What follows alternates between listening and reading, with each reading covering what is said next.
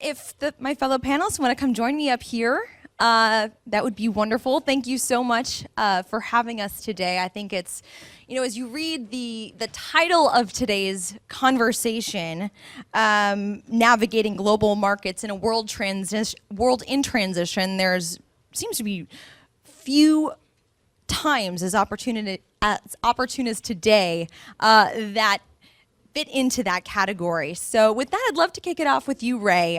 You recently wrote a book looking at big debt crises, and I want to read you an excerpt from that book because the contours that you describe sound familiar. While tops are triggered by different events, most often they occur when the central bank starts to tighten and interest rates rise. You go on to say, the fastest rate of tightening typically comes about 5 months prior to the top of the stock market. Unemployment is normally at cyclical lows, and inflation rates are rising. So are we beyond the top? Are we there? Are we at the top? What's going on? These are your words.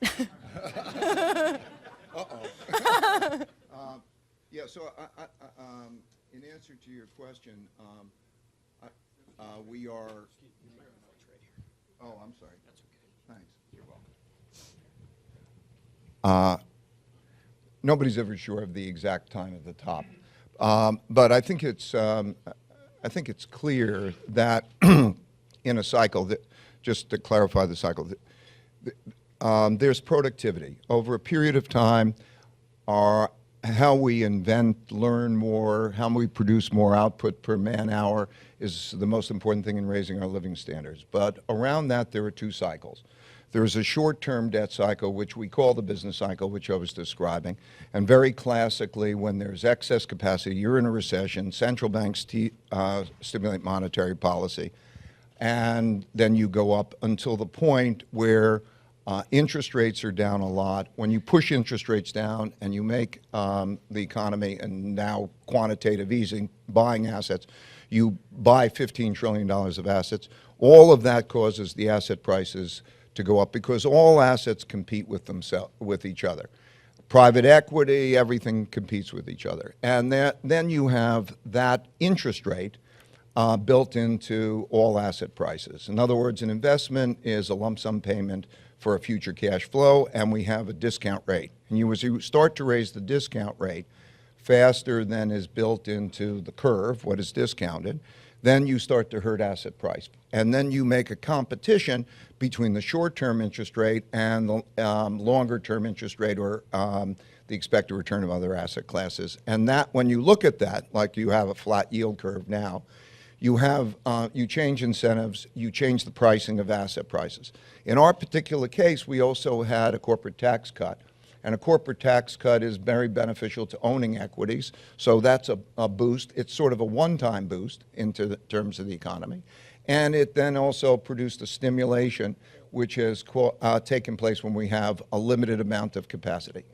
At the same time, we have to sell a lot of bonds to finance the deficit. So we're in a position in terms of that shorter-term debt cycle that we are very late in that longer-term debt cycle, right? The upside risk return has changed a lot, not being as advantageous as it was before. What concerns me beyond that is that we're in the later stages of a longer-term debt cycle, which I mean is everyone wants assets to go up. Everyone wants the economy stronger. And you want to provide demand. And demand is produced by providing credit. And so everybody's sort of leverage long. In other words, you own businesses, you own real estate, and you have an amount of debt. And by lowering interest rates and pushing money out into the economy through quantitative easing and so on, you push asset prices. So if you have a downturn, there's not as much ability for that downturn to be dealt with effectively with monetary policy. So that also has made the risks asymmetric. In other words, we could take a look at where we are later in the cycle, and then also when you think beyond that, we have issues pertaining to what if the economy were to turn down. There's also the geopolitical issue is a big issue, internally and externally. Because of the polarity that exists in wealth, wealth and opportunities and so on.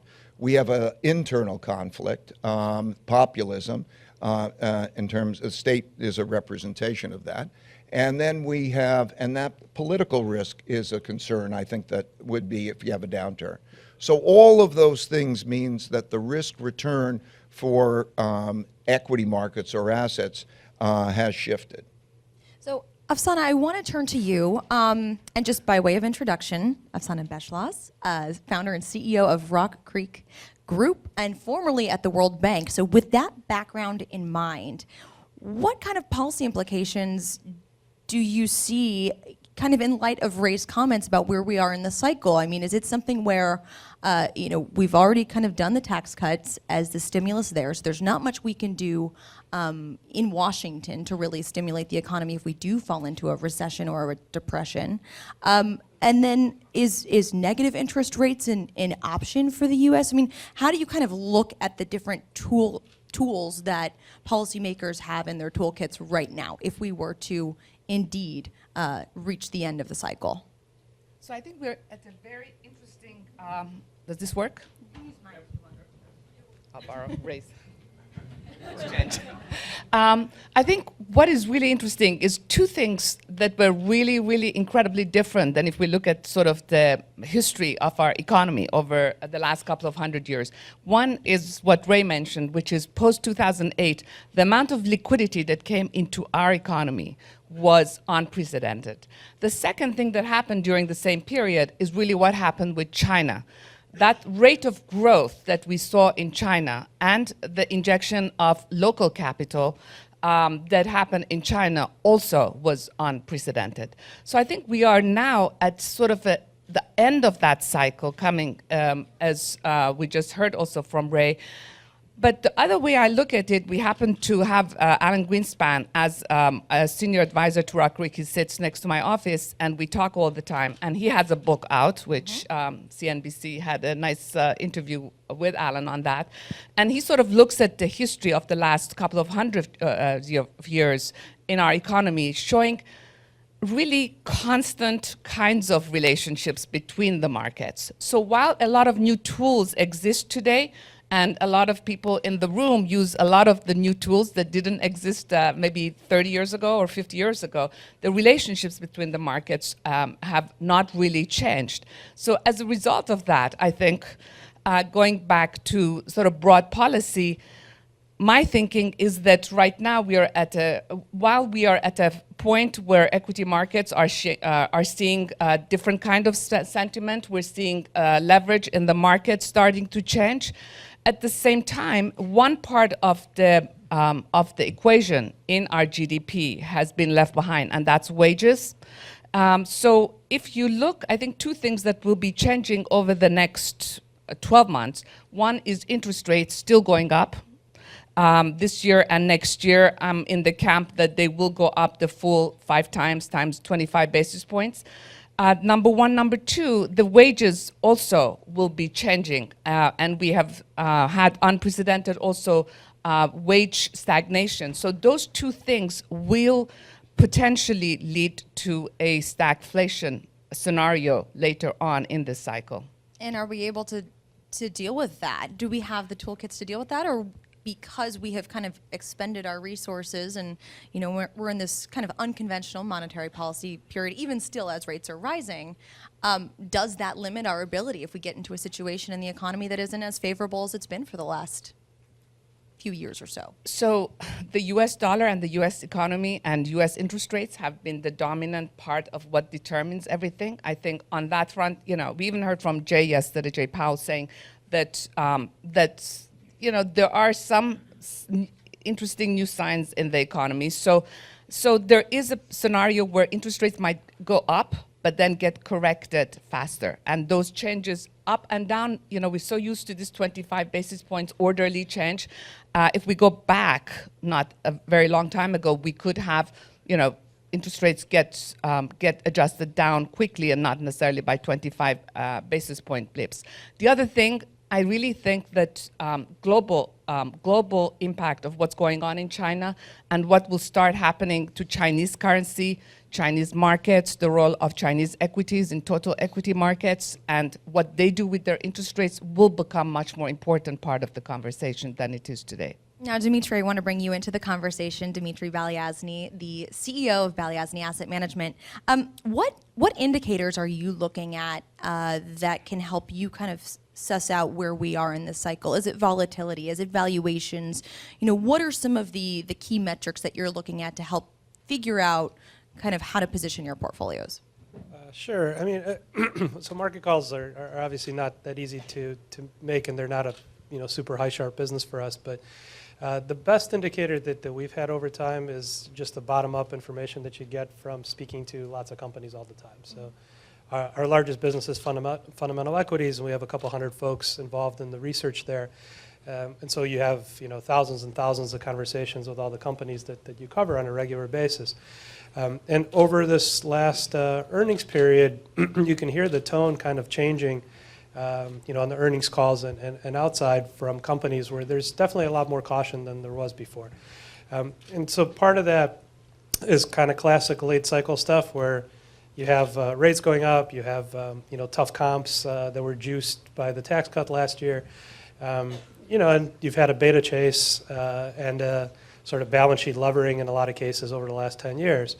And then the thing that's recently kind of causing confidence issues is the trade tariffs, where it's debatable how much companies are kind of front-loading their orders to try to get ahead of the potential increase next year if that doesn't get resolved. And just uncertainty of having to kind of re-engineer supply chains and not sure how long it's going to take to play out and how it's all going to work, I think does affect corporate confidence, right? And so it's starting to bleed into a little bit of less CapEx as opposed to a year ago when we all thought that you were going to get like a lot more CapEx. And so that's, I think, what the markets are struggling with, layered in with higher rates, and all the other issues that we kind of all know about. Are you getting the sense that there's inflation really trickling in, beyond what we're seeing with some of the economic indicators? A CNBC data scrub recently found that about a third of companies in the S&P 500 mentioned inflation in their earnings calls, up 7 percentage points from the 10-year average. Well, inflation and hedge fund compensation is coming down.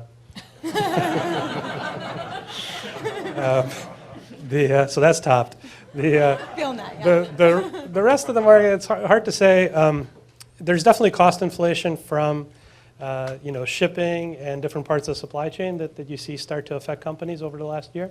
But I would say from what we've seen, we haven't seen it much more broadly than that yet.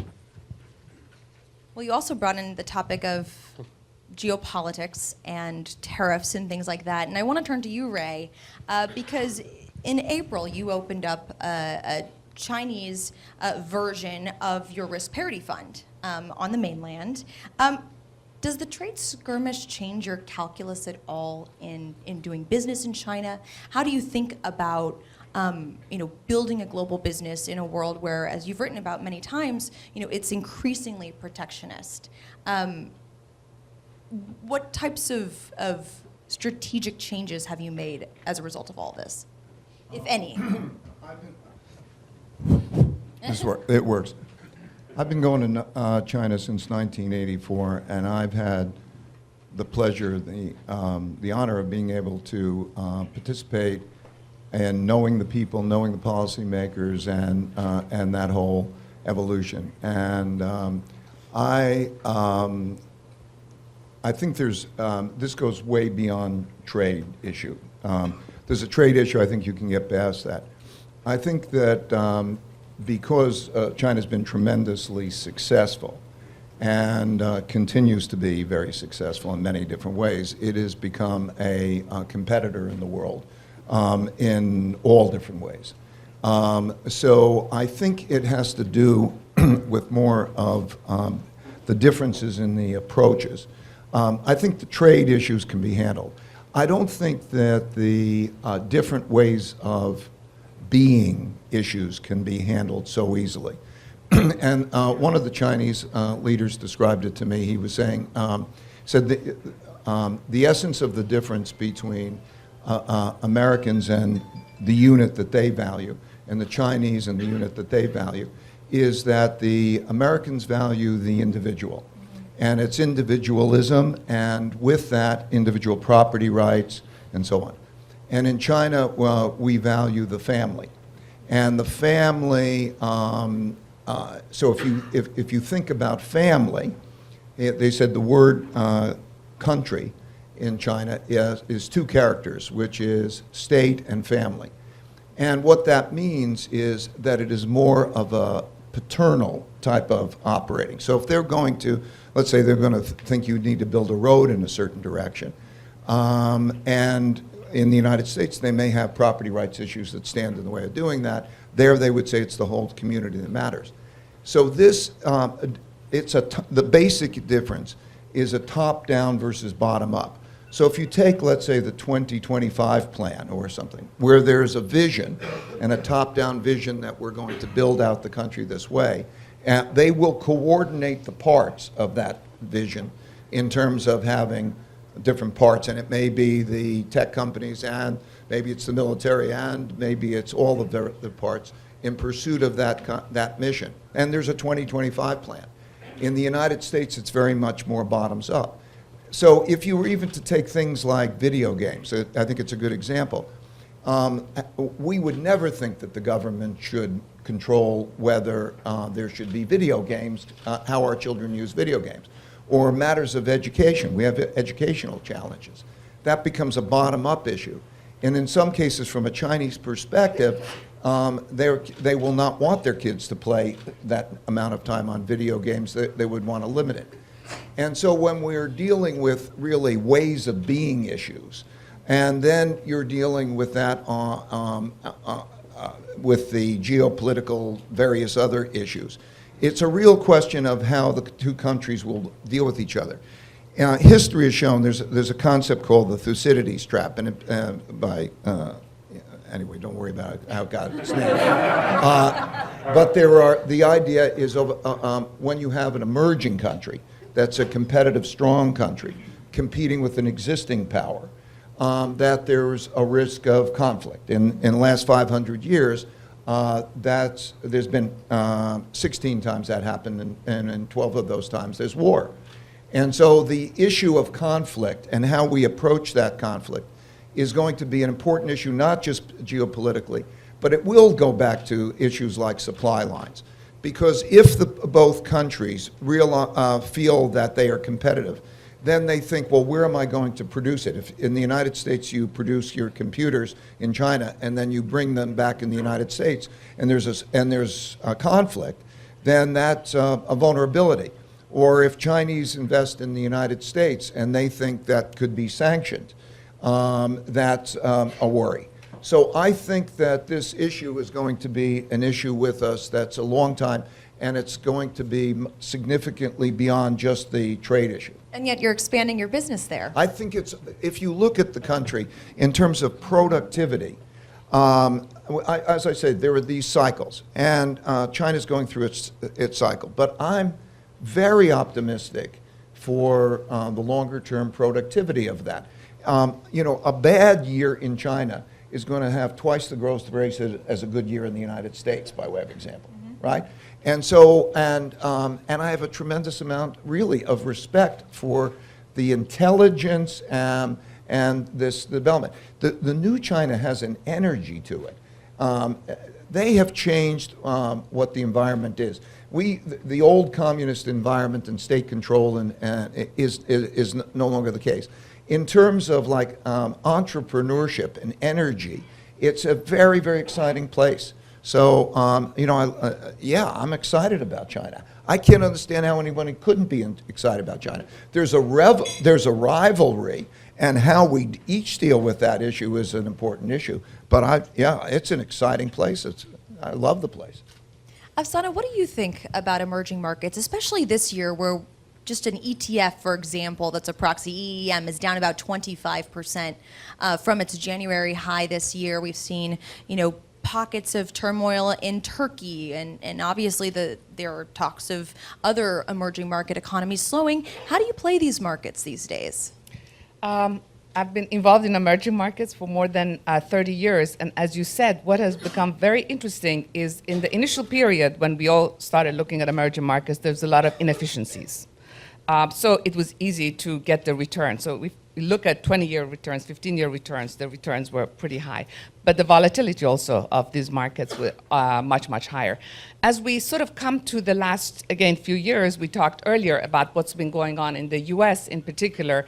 A lot of these countries did leapfrog, and they continue to leapfrog. So on the positive side, the leapfrogging that we saw happen with telecoms and telephones and cell phones is something we're seeing now in emerging markets happen in the medical field, in technology, in the number of entrepreneurs you see, and not just in China, but the rest of Asia and in many, even in Africa, with payment systems getting reformed because they don't have a proper banking system. So those are the positives.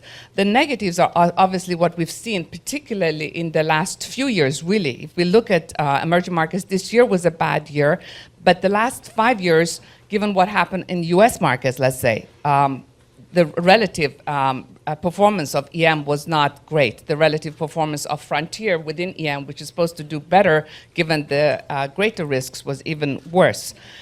So I think those were partly related to what happened to these countries, but also partly happened to what happened in our economy on a relative basis. I think what's more interesting is looking forward.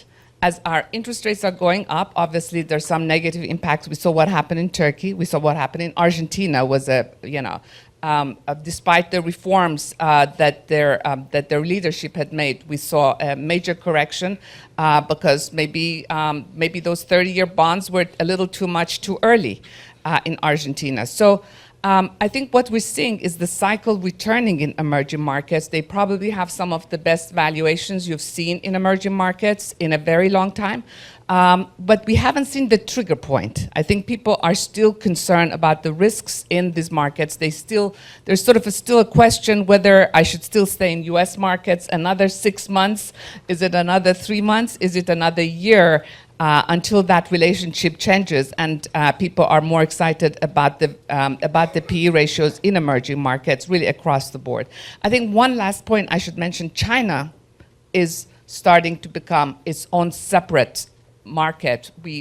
Technically, China is part of the emerging markets, but the way it's behaving, the way the size of the market is growing, it is really becoming its own very separate market, and I think we should look at it in a different way than we have in the past, and it will probably have its own place in the various benchmarks out there. Great. I want to turn the conversation to the hedge fund industry. I know it's one that's near and dear to the hearts of the three panelists who sit beside me, as well as many people who are also in the audience. Dimitri, beginning with you, you've said in the past that there are too many assets in the industry, and that's a complaint heard by a lot of hedge fund managers these days, that it's making it difficult to generate alpha when you've got all of these assets chasing the same end. Do you think that we're going to see an inflection point, especially after some of the return numbers from October? Are you seeing a change in the industry that could indicate that it may make it easier for hedge funds to, once again, deliver the alpha that they're striving to do? Yeah, I mean, I just think of it this way. So there's $3 trillion of AUM roughly in the industry. So if you make the assumption that most of that AUM is there seeking real uncorrelated alpha, you need about 500 billion of gross P&L dollars of alpha generated per year to make people relatively happy, right? And I don't know how big, the alpha pie is, right? It's difficult to generate, to estimate, but I know it's not 500 billion, right? If I had to take a best guess, I'd say it's closer to a tenth of that, right? Of true, if you take out all the factors, you take out all the beta tilts, you take out, sector leans, and you just look at real bottom-up alpha or trading-oriented alpha. So that means more and more people are basically fighting with each other on a professional basis to try to capture, pieces of that. right? And that just makes the markets and all the various strategies more efficient, all right?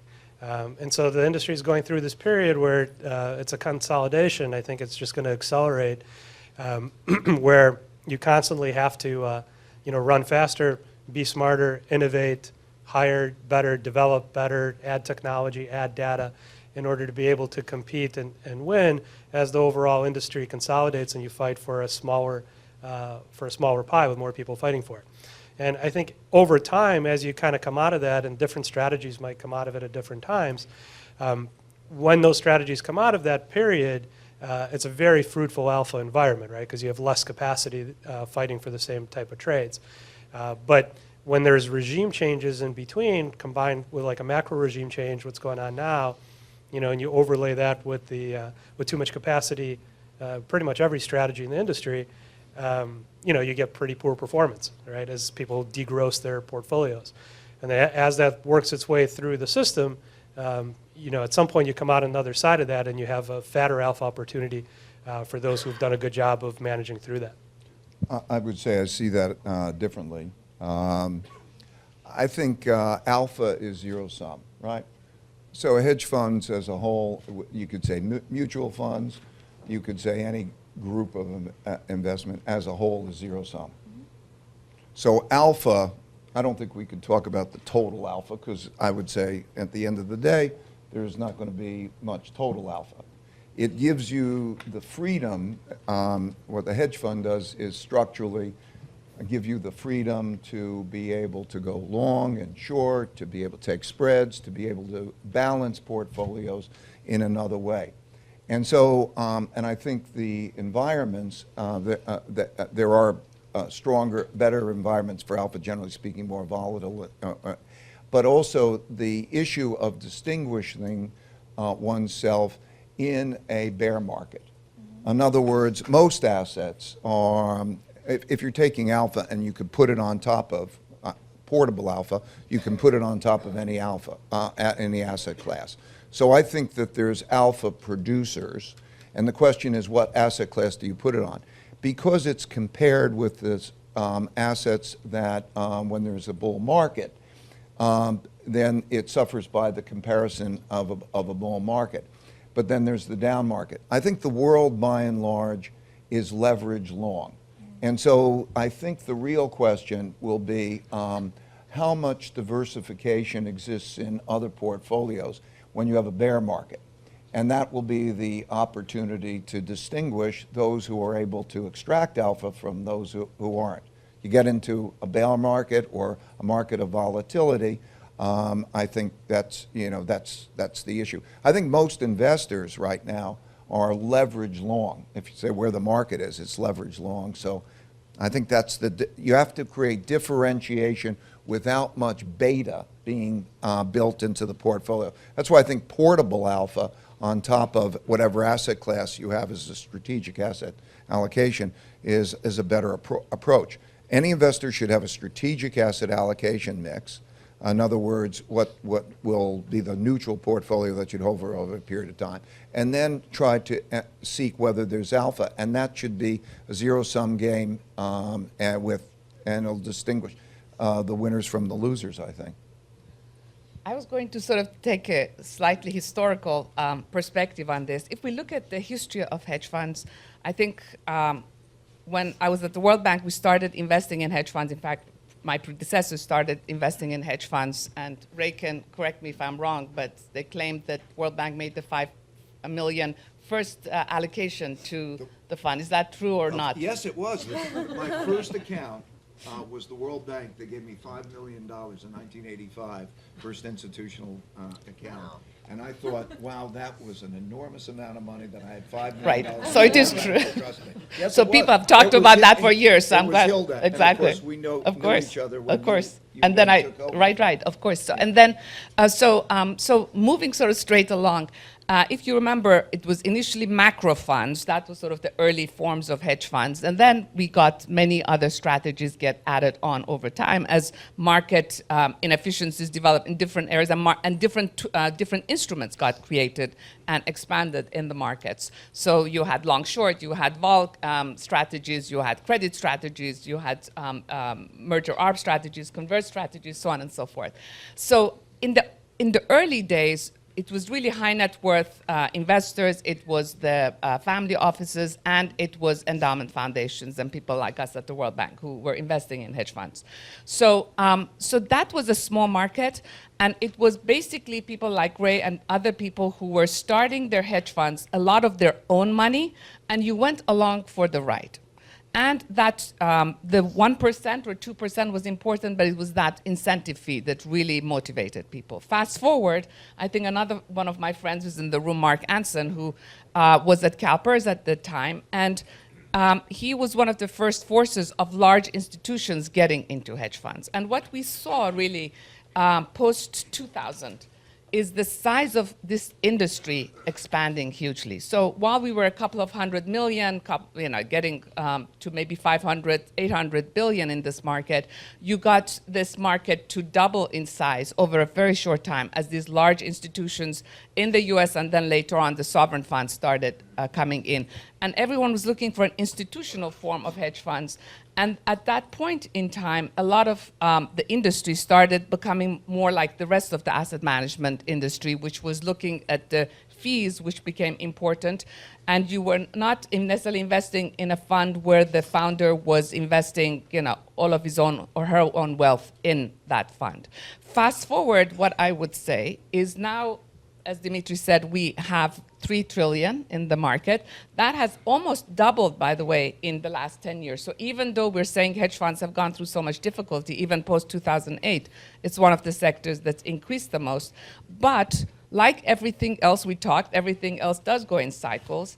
And for everything that you get paid, you have to produce value. So we might be moving a little bit closer to that original idea of hedge funds, where there are people who are starting funds. While we saw a lot of negative stories, people closing hedge funds, a lot of funds that started this year with founders putting in 30, 40, 50% of the capital and investors going in.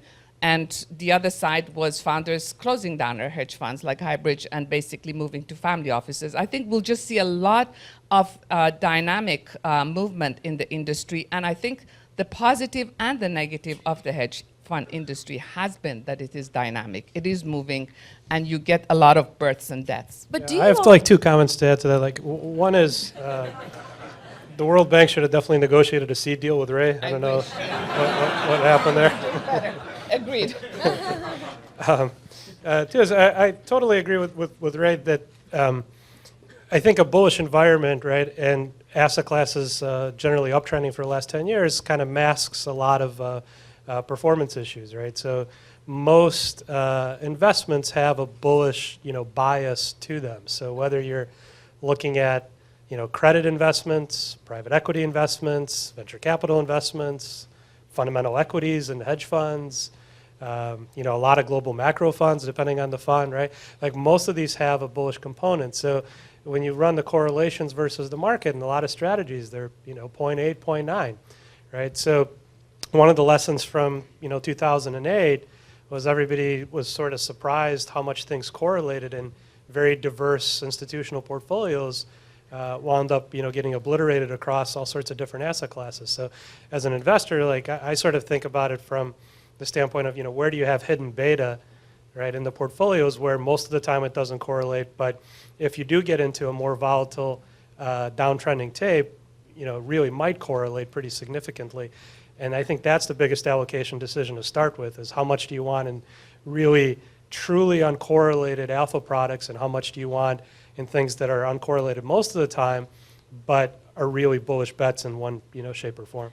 Do you think that hedge funds should be generating losses in months like October? We've been hearing for weeks, months, years, just hang tight, stay with us, when there's some volatility in the market and a downturn, you're going to need us, you're going to want us, and then we see numbers like we saw in October, just to give you a sense, according to HFR, which we can debate is, the validity of these, but just for argument's sake, long short down about 4%, event driven and macro down 2%, relative value down a little more than 1%. By comparison, the S&P was down 7%, but government bonds, corporate credit were down about 1%.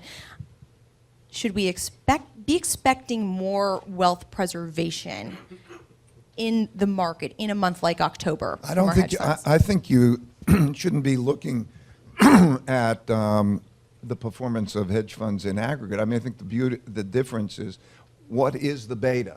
There's differentiation. It's like talking about all funds, all mutual funds. You could have a bond fund, you could have a gold fund, you can have all different funds, and there's this big category of things. And I think there's a lot of beta, long beta, built into a lot of hedge funds. And the important thing is to differentiate one from the other. Find the ones that have a negative beta or no beta. Well, and I don't think any fund should have a beta. In other words, because you're supposed to be producing alpha, so you shouldn't have a beta. So I think when you're looking at it, if you keep looking at the averages, and those funds continue to have the beta in them, then they're going to be of not much use in a bear market. So I think the important thing is to differentiate them. I think the world is long beta. The world is long because what happens is you're in a situation, first of all, that you have a bull market. So if you didn't have the beta, people think we want the beta, because at the end of a market, everybody wants whatever went up a lot, and you've squeezed out of that. So how many short sellers are still alive? Not many. And so you're in a situation where I think you need to know the structure of the particular fund and create differentiation. And I think that's a problem in the industry. Not only this industry, but I think, let's say if we take indexing and ETFs and so on, there is a chance that it becomes self-reinforcing, because when you get a down move, I don't think there's going to be much to protect investors against the down move. I wonder, just here, how many of you investors don't have a beta in your portfolio so that you're long? Okay, no hands went up. So this group, and I think it's representative, is long, and the world, I'm saying, is leverage long, because it's this incentive. Borrow money and buy stocks. That's what caused the stock market to go up. All the buybacks, you change the tax cuts, and then you say, who's been the buyer of stocks? Because interest rates have been low relative to equity, return on equities. It's been paying to buy back on a leverage. So the whole world, I think, is leverage long. And I think that's also true of a lot of the hedge fund industry, and that's the big question.